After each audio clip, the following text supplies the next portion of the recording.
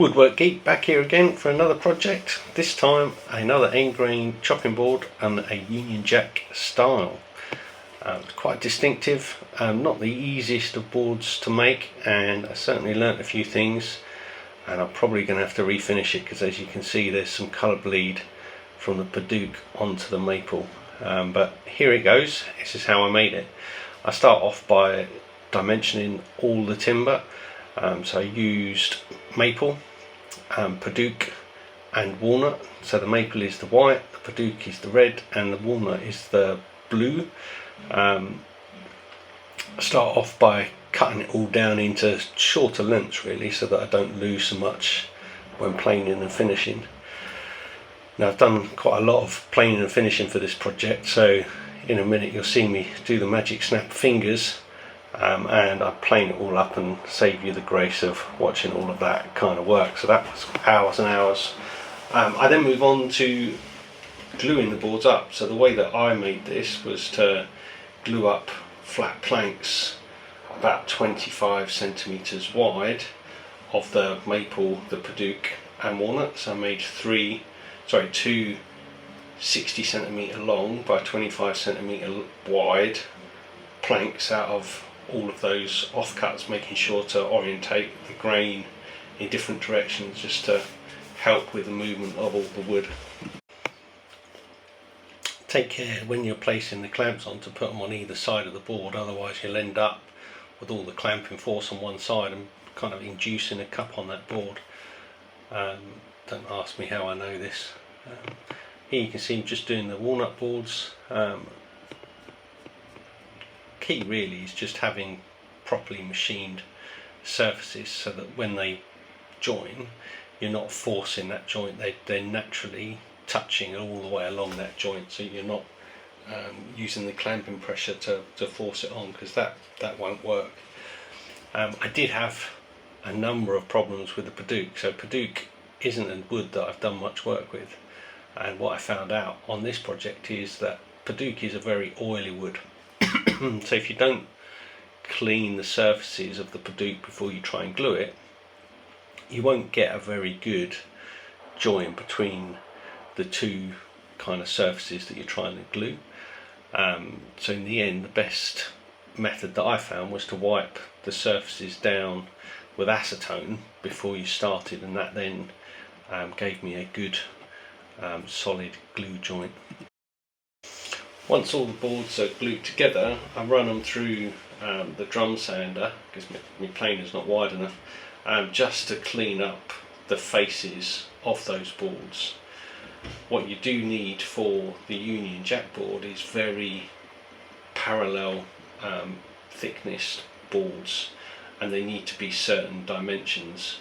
So what I did with these boards is I made all of the boards the rough dimension that was best fit of all of the timber, and then I resawed each of the pieces of timber on the bandsaw to get me close to the width that I needed, and then run them through the drum sander again, just to make sure that each of them was the right kind of thickness. Here you can see I'm just doing a little bit of machine kind of upkeep in terms of just cleaning off the surface of that, so that when the crosscut sled is on there, it slides nicely through each pass, so that you're not trying to force that sledge through the cut. After the second cut or third cut here, I also noticed that the blade is past its prime. So here again, yeah, more maintenance and swapping out an older dull blade for a brand spanking new blade, so that it cuts that wood as it should do. I cut all of the end grain pieces at about 5.8 centimeters width, so that when you turn them on end grain, that leaves you about a 5.5 centimeter board by the time you've planed and sanded it down. I cut most of the boards this way. I think I did the Padauk in a separate session for the red parts of the board for the centres, but I do the small parts for the flag corners here So as you can see, after I've got each of the end grain pieces down, I then run them through the bandsaw to get the 2 centimetre thick pieces for the red. So dimensions and accuracy for this board are paramount. So I made the board 5/3 pattern, so the board is 50 centimetres long and 30 centimetres wide. That then, when you work out the dimensions, gives you a 2 centimetre red stripe, a 1 centimetre white, a 3 centimetre white, and then the blue, the maple, is about 6.5 one side and 7 on the other side. So I run the various thicknesses through the bandsaw to cut those dimensions, and then I sandwich all of those dimensions into each of the 4 corners. Now when you look at a Union Jack, you'll notice that 2 of the corners have one pattern and 2 of the corners have a different pattern. So when you're making this, I highly recommend you paying good attention to detail in terms of where those changes are, because diagonally across the corners the red stripe alternates from one side to the other. Here you can see me just doing the kind of ordering, and you can see me using my little template. That little kind of rectangular block there has the exact shape, and on one face is one pattern, on the other face is the other pattern. Here you can see me wiping down the Padauk because the oil's in it again, just so I get a decent glue surface. This then becomes glue up session number 2. The first one was the boards, the second glue up is the corners. I make sure that I leave these overnight so that they have plenty of time to do their thing and to get clamped, and obviously making sure that when the clamps go on they're as flat as possible, so they need as little leveling as possible. So a little bit of care and preparation at this stage just kind of helps everything go along a little bit easier towards the end. Using type 13 waterproof food safe glue as always for my boards. Here you can see me cutting some more of the red Padauk down. So this was to create the 6 centimetre centre cross for the flag. Obviously that wood is way too thin for 6 centimetres, so I glue it all up into a solid block, and then I machine that solid block down into 6 centimetre strips, which then kind of just get fine-tuned on the drum sander. I think I actually cut them 62 millimeters and then use the drum sander to trim them back.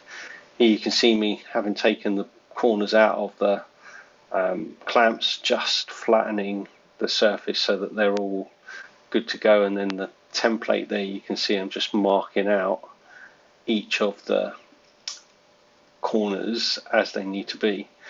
The one thing I will say about this method is the waste is huge, absolutely loads of offcuts from this board, so there will be a chaos board that will need to be made out of all of the unused bits of timber, just to make sure that kind of make the most of that timber, because it's quite expensive in the UK. The walnut was nearly £100 for the board, and then about £50 for the maple and the Padauk. So kind of cut £100 invested in this board before I even really start spending any time making it. With the number of glue ups, it's also not a quick board to make. It does take some time. So for the corners, you see I use the bandsaw to rough them.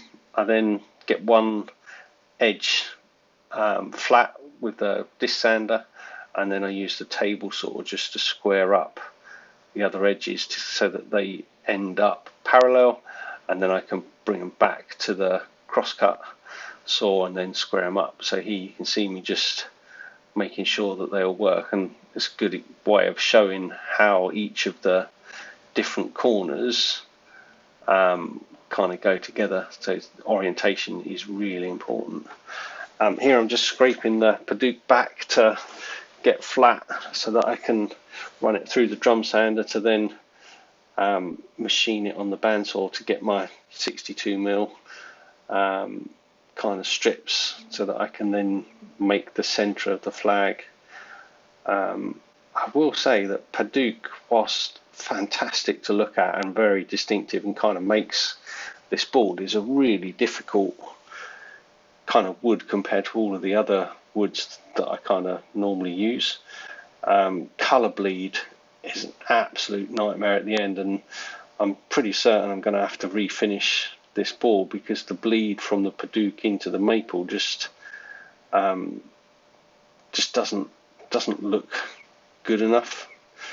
Luckily this board is for me, it's not for a customer, but I certainly need to sharpen up how I work with the kind of red tints of the Padauk. Next step for the board is to create the 2cm borders that go round each of the 4 corners before the red centre flag. So each of the corner kind of flag bits is 20cm. The red kind of cross in the middle is 6cm, and then you've got 2cm for the maple on either side of the red. So grand total 20 plus 20 plus 6 plus 2 plus 2, 50cm. I think in reality I make it slightly oversized, so I trim a millimetre or so off to get it down to the correct size, and it's pretty close. I'm quite happy with how accurate I managed to machine it. Here you see glue up number 3. Well, I think it's 4 actually, because the 3 would be the red cross. So this is kind of doing 1/2 of the board. So I'm gluing the maple and the Padauk to each of the kind of corners. I think if I did this again, I wouldn't do it this way. I found out the hard way that this was quite tough in order to keep kind of flat and accurate. And I think, if I'm being honest, when I planed it down so that I could glue both halves together, I probably took 1/2 to 3/4 of a millimetre off of the kind of joining face, which does slightly affect the board. Most people wouldn't even notice it, but being a bit OCD, I think if I did this again, I would make the maple strips on the centre part there that I was just touching, I'd make them a couple of millimetres wider so that I can then plane those down so that they're exactly 20mm rather than the 19 point something that I ended up with. This is the other side, so you can see the 2 halves, then 1/2 right on the right hand side of the screen, and then the second one that I'm just gluing up. Once I've got those 2 pieces done, then the only bit left is the stripe in the middle. So because the ash is already there on the left and right side, it's just the kind of Padauk sandwich that needs to be done. Here you can see I'm just straightening up that edge so I get a really clean glue joint, and that's where it I lose just a fraction off that dimension. You can see just wiping it down with acetone again and then gluing it up, and this is the then final glue up. So quite a lot of different steps to making these boards. I can understand why they're not a common board that people make, because you really do kind of spend a lot of time machining and dimensioning lumber to get it so that it comes out accurate. Once it's all glued and the glue has had a good night to dry, I then put it through the drum sander. I just clean off the drum sander there just to make sure it's good, and then it's just through and through and through until you get each side of the board perfectly flat. So I use 120 grit sandpaper in the drum sander, so it comes off relatively good in finish. You do have the lines from the kind of drum sander, but the Festool Rotax makes short work of those, so I do spend quite a number of hours going through it. I mean, this stage here is probably only 15 minutes or so to go through to get it so that it's flat on each side. But then I've probably got another 2 hours or so with the Rotax after that. Here I'm just getting the center points so that I can then make sure that the board is dimensionally correct. So I take the center of the red stripes and I use that to then create the first kind of lines and measure from that the 15 each side for top and bottom, and then 25 each side for side to side. That then gives me the correct dimensions for the flag, and then I just use the sliding table saw and then the fence just to gently sneak up to the mark, and it comes out good. I'm more than happy with how accurate I managed to machine that, and there it is. So here I am, just marking it with a pencil so I can see what I've sanded and what I haven't sanded. I then hit it with all of the grit, so there is a lot of sanding. So I think I started at 80 grit, and then it was 80, 100, 120, 150, 180. And you can see here I skip through the sanding process massively and save you the joy of watching all that kind of stuff. But in essence, all the way up to 320, and then I do hit it with the net sanders or net mesh kind of things to go up to 1,000 for this board. And I think that's where some of my problems started, in terms of the dust was then starting to go into the cracks. So here you can just see me filling the one imperfection. There was just a hair of a crack there that I then put a maple plug in just to fill it up.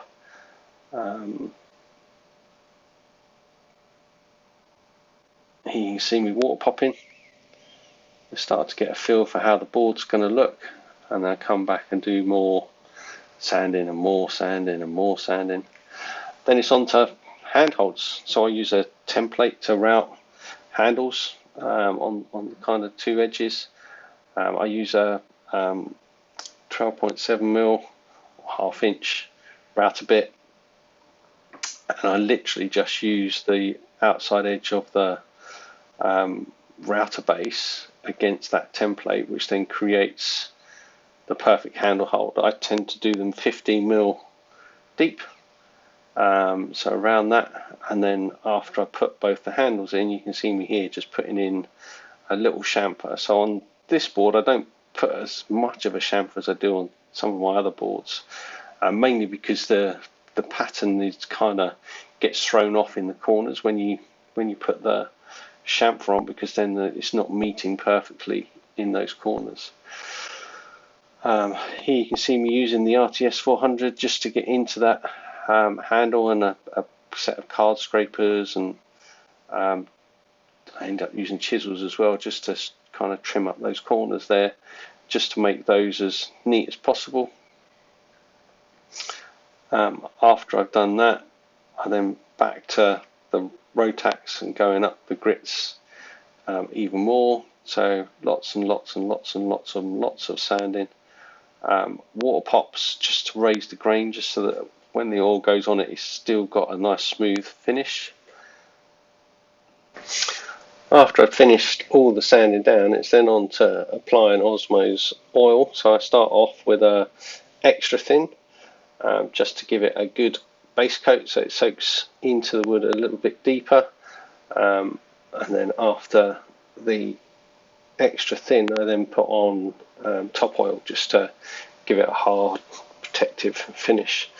I put rubber feet on all four corners with stainless steel screws, and then it's branding time. So this is always one of my kind of favourite bits. It's marks you're getting towards the end. So I mark up the jig so that it fits where it needs to, and it lines up correctly on the maple so that it shows correctly, so I had to slightly modify the jig for this one.